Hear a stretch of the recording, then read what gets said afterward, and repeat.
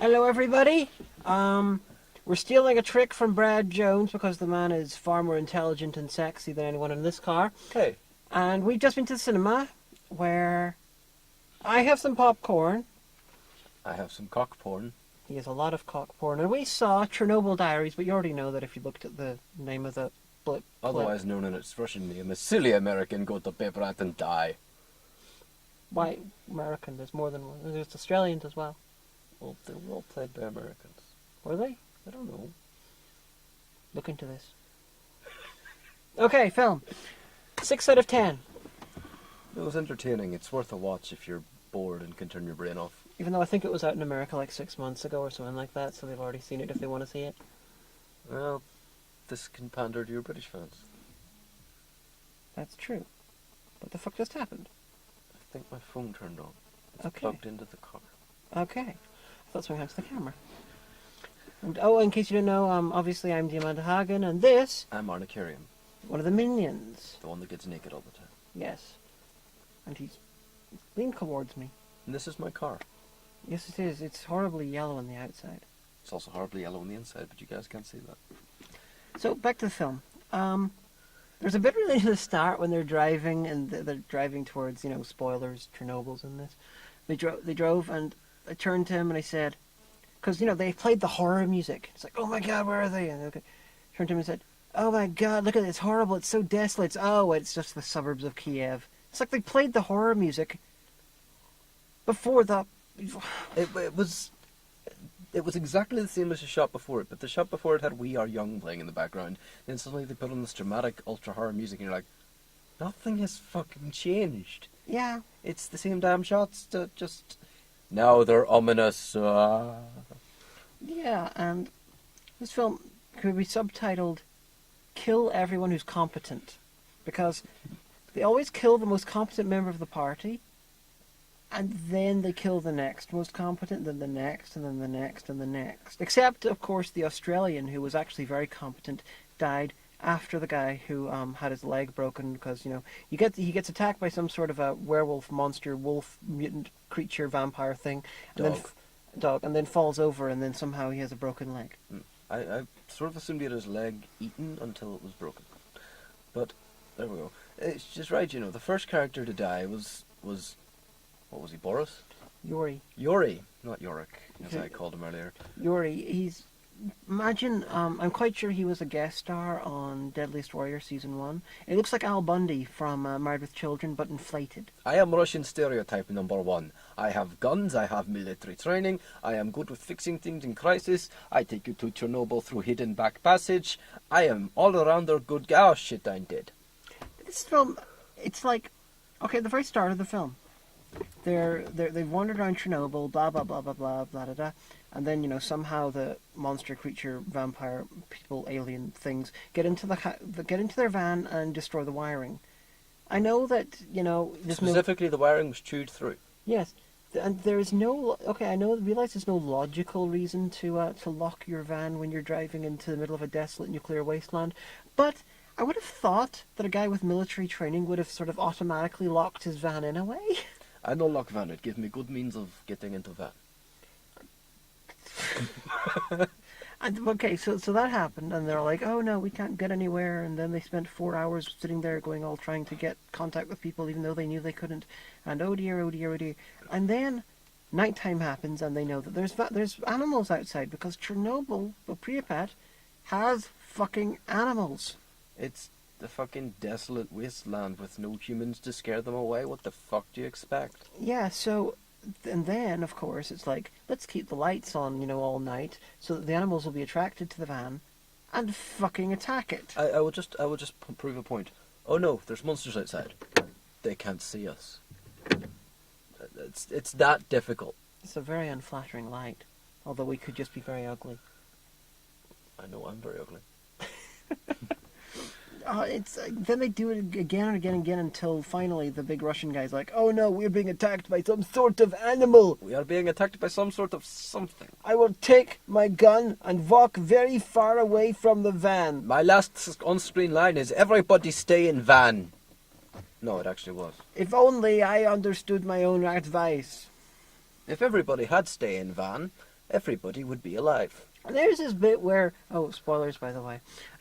Spoilers. You get the they come across they're half of them are dead or chewed on or being turned into nuclear baby making machines or something. Or useless screaming bitches. And they come across this glowing little girl standing in the middle of the fucking street. Anybody who's played Bioshock will recognise a little sister. Well, he thinks this one from Bioshock. I've never played. I don't know. I for half a second I was wondering if they decided this was a lost sequel to Village of the Damned. I know what you're thinking, Russians.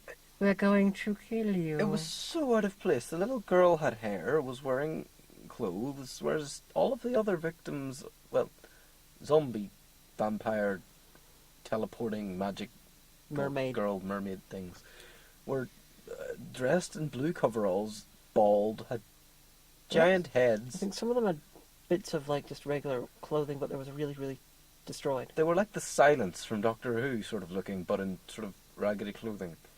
Whereas this little girl looked perfectly fucking human, except she had 6 torches on her, so it was quite unflattering. Though the lesbian scene was hot. The lesbian scene was very hot. Very, very hot. By the way, we're going to lie sometimes. Rule 1. I moved the smelly thing. It was in shot. Was a smelly thing in shot? There was a smelly thing in shot, and I moved it over here. Oh, I didn't notice. Yeah. Okay, what else do we got here?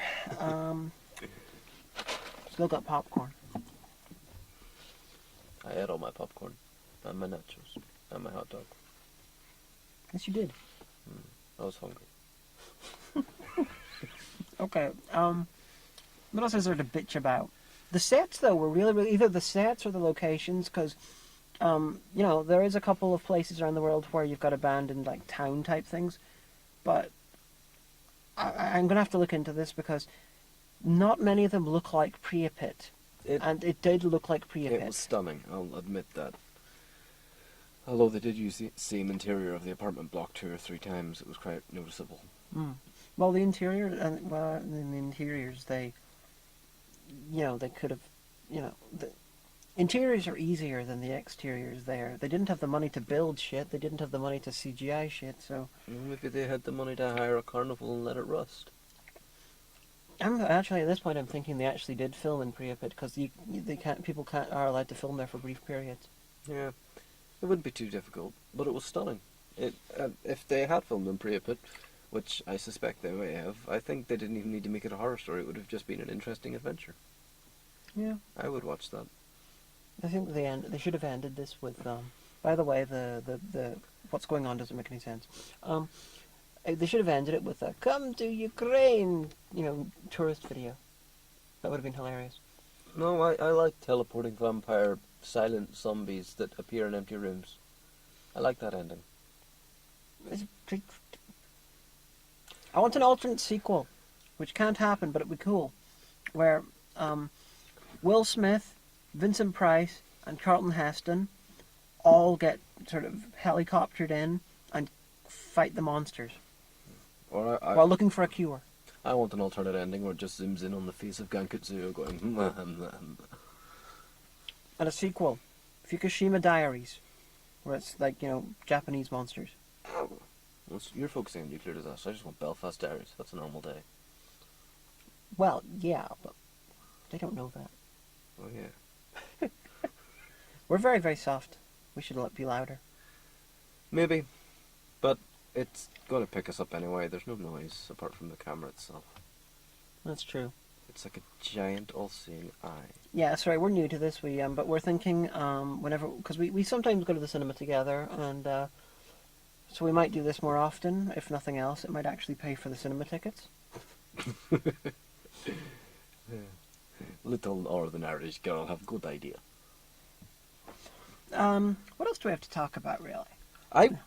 They kill the competent people, except for the Australian was competent all the way through. The Australian guy with the beard and he thinks is a stoner. I didn't really think was a stoner. I thought I took him for a hippie. I didn't take him for a stoner. But he was competent all the way through. And then they kill him off screen. Although they got rid of his competence when they completely destroyed the van.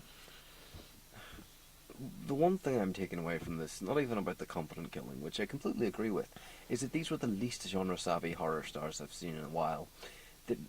It's creeped into horror, in my opinion, quite recently, where everybody's a little bit genre-savvy. They know not to walk off by themselves. They know not to let the two guys walk off with big machine guns down a brightly lit hallway while the girl goes up the back passage with nothing but a pistol and a torch. They know this shit now. But these people were like, never seen a horror film in their lives. Everybody stay in van. Everybody gets out of the fucking van and splits up. Don't run into the dark by yourself. Everybody does. Hey, look, there's a little girl over there. Let's leave one member sitting by the top of this open staircase and fuck off. I don't know. Like, have they not... It's not even a thing about horror films. Do they not know basic survival skills? And near the end, it's all like, oh, my vision's gone blurry and my face is burning. Oh, what's going on? And it's like, oh yeah, I've got a Geiger counter in my fucking pocket. Let's see if what's... Oh, that's what that loud beeping is. Holy shit, we're actually somewhere that's pretty radioactive. In fact, it's so radioactive, we've got advanced stages of radiation poisoning within 10 minutes of being here. And then they all like...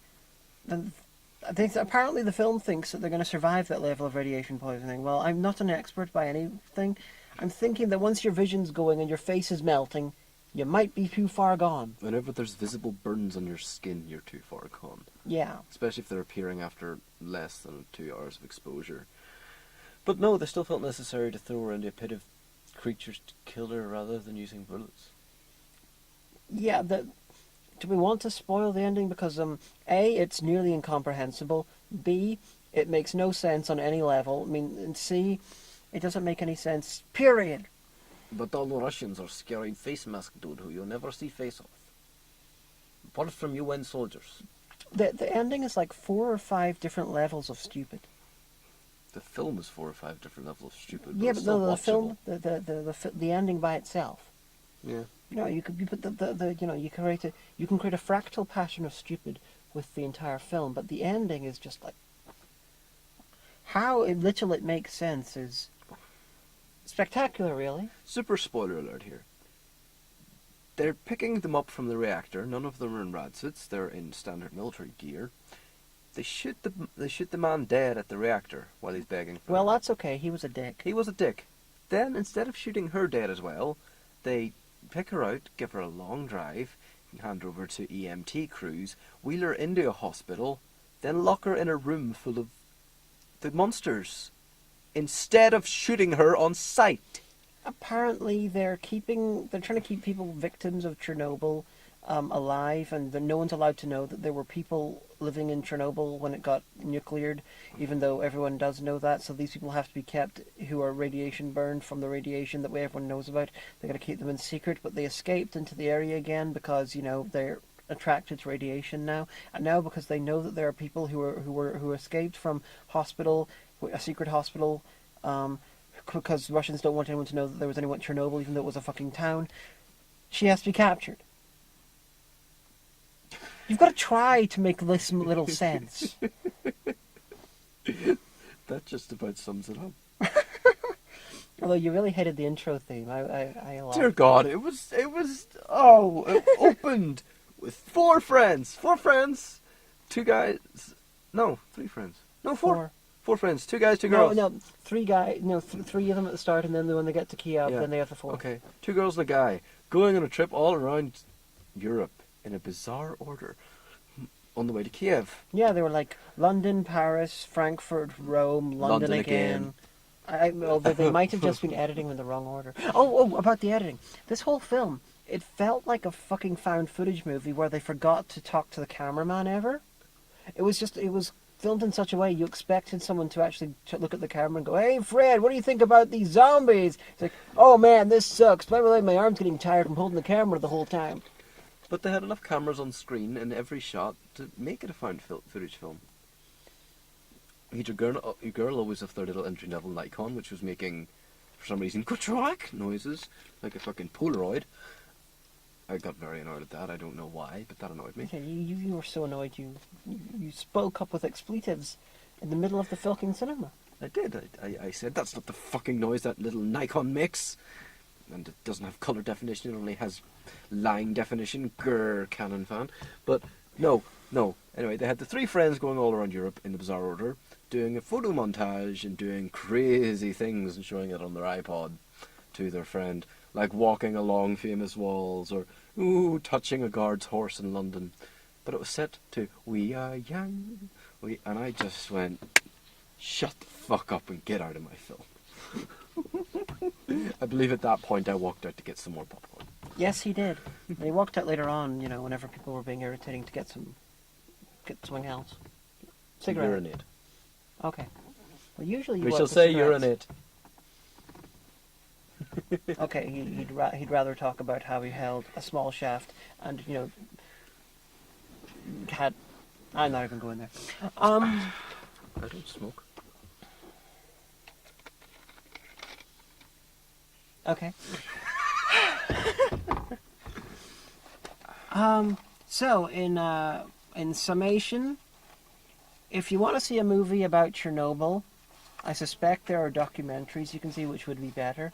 If, however, you want to see people acting like complete idiots in the middle of a interestingly conceived but not very good horror movie, go for that. And if you want to find out that the countryside of the Ukraine looks a lot like County Down. I concur. Actually, I thought we were doing a Hagan tour. No, I'll agree. If you don't mind a bit of stupid, you don't mind silly jump scares. If you don't mind not actually knowing what, even after the thing, fully what all the monsters were. They started off as dogs. And then there was what looked like a werewolf in one scene. A couple of scenes it was the werewolf, and then they were sort of vampire creatures that looked like the Silence. And then there are apparently mutant people, and there's the glowing girl. And the little girl. And then the baby that looked like that scene from The Exorcist. Actually, I'm calling it. Underneath Chernobyl, actually, they've got another thing like Cabin in the Woods, and they just unleashed them all at once. No. Underneath Chernobyl, there's an ancient Christian church over a pagan burial site. No, it's Cabin in the Woods. They unleashed all the monsters at once. Well, why didn't they release Chris Hemsworth? He wasn't a monster. Yes, he is. Sexy monster. So yeah, Cabin in the Woods. I am going to talk to my girlfriend on Skype. Well, good night.